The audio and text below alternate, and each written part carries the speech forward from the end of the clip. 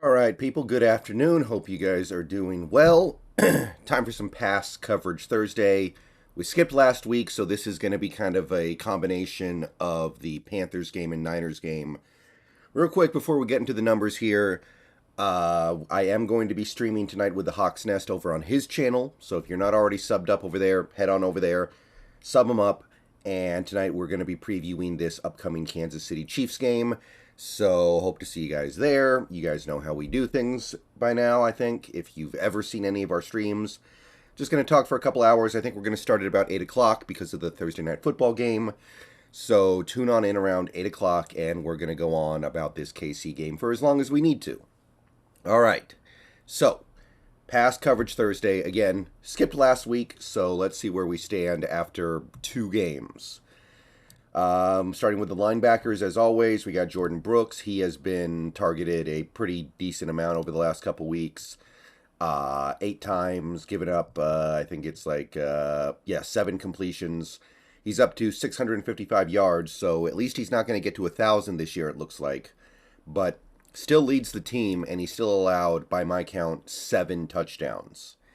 7 touchdowns he is responsible for in coverage. Not good.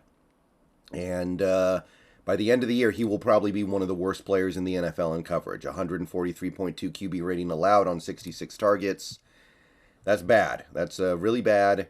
And it's not surprising anymore at this point, but when he's not helping your run defense, when you have one of the worst run defenses in the league, you put those two things together, and you have a player that is just kind of playing bad right now. And a better defensive line is going to help him against the run. I don't see how it's going to help him in coverage. So, yeah, not excited about what's going on with Brooks in coverage. Cody Barton, on the other hand, is doing a little bit better. He got targeted a handful of times over the last couple weeks, 7 times. I think he allowed, 5 completions.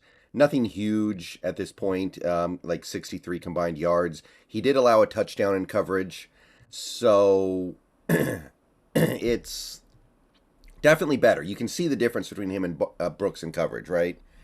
QB rating is a little below 100. He's got the 2 interceptions. I don't know what to really say about Barton. He is playing better lately, admittedly.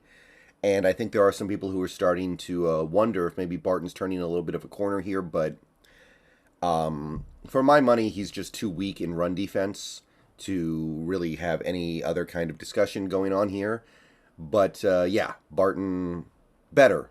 He's better in coverage than Brooks by a long shot, but still got some real problems here. Darrell Taylor allowed 1 completion over the last couple weeks for 3 yards, so nothing of substance there. QB rating is down to 99. Nwosu allowed a couple of shorter completions. I think he got targeted 3 times, allowed 3 completions for 30 yards. Not a huge deal. QB rating allowed is up to 101.4. Mafe got targeted a few times in coverage. Similarly, nothing huge. Just another 10 passing yards. I think he got targeted twice, 2 completions for a combined 10 yards. So Mafe not getting targeted a lot, but still holding up more or less fine in coverage. 98.7 QB rating allowed. And that's it for the linebackers. So overall, it's still the biggest problem on this team in terms of their pass coverage, right? Like, I think we all understand that our run defense is the real problem right now, but these linebackers are not really doing a good job against the pass either. Brooks and Barton have combined to allow about 1,000 receiving yards and 9 touchdowns to just the 2 Barton interceptions. Really high completion percentage. Opposing teams have a pretty good understanding that when you want to make hay against this team in the passing game, you attack our linebackers, not our corners. Okay, moving on to cornerback. Tariq Woolen has been pretty clean the last couple weeks. He had the 1 pass breakup against the Panthers. I think he allowed like 1 completion against the 49ers, or permitted 1 completion against the 49ers. And his numbers remain pretty sterling. He's allowed 308 receiving yards through 14 games. Excuse me. This cough is just about to leave my body, but it's still lingering a little bit more than I would like. But he did mess up coverage against Kittle against the 49ers and allowed that long touchdown, which did not get credited to him in coverage, but it was also his responsibility, so read into that what you will. But his coverage numbers, in terms of what he's actually doing when he's in coverage, are still really good, 53.5. Whether or not that Kittle touchdown should be on his head is debatable, and I think everybody's going to have their own interpretation of that. I'm not so convinced that it should actually be attributed to him directly, but it's been said many times that Woolen was responsible on that play, at least somewhat.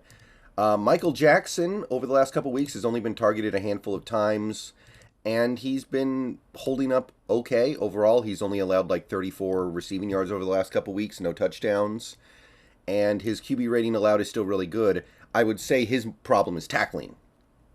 Last few weeks, it seems like his tackling has just kind of gone bad. Same with Woolen, honestly.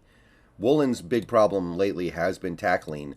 Feels like Jackson's missing a lot of tackles as well. His coverage numbers are still pretty solid. I mean, he's allowed 3 completions over the last couple weeks. So, in coverage, he's doing his thing still. And I would like to see more Trey Brown just to see what he can do, because I believe his ceiling is a little higher.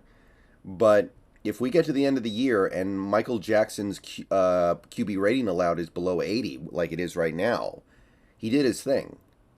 All right, Trey Brown did not play these last couple weeks. Kobe Bryant did.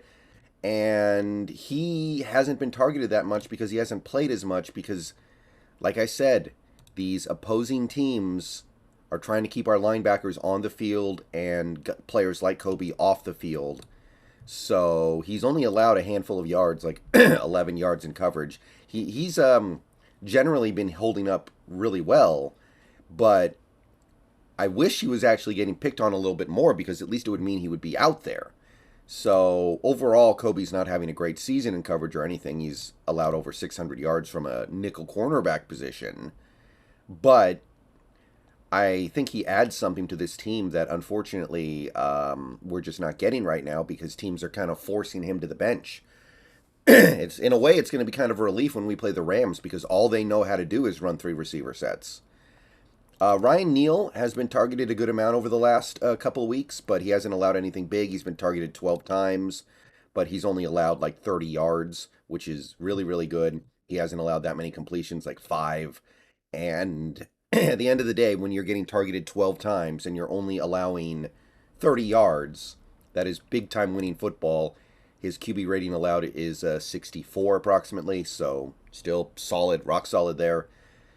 And then we get to Quandre Diggs, who is getting picked on a little bit these last couple weeks. He's been targeted 7 times for a grand total of 3 receptions, so they're actually throwing at him a little bit more than they usually do. He has allowed some big plays, like he's been accredited with 90 yards allowed over the past couple weeks and a touchdown. QB rating allowed is now up about to 100. Obviously, there's been some consternation this week because Quandre Diggs made the Pro Bowl, and a lot of Seahawks fans are like, why the heck did he make the Pro Bowl? I mean, these coverage numbers are still pretty solid, especially on a defense that has absolutely no pass rush. I will say that. I don't think he deserved to make the Pro Bowl, but I think the people who think Quandre Diggs is just a terrible player now, I don't think that's entirely fair. But anyway, that's it. Josh Jones has been out, and that's Pass Coverage Thursday. See you guys later.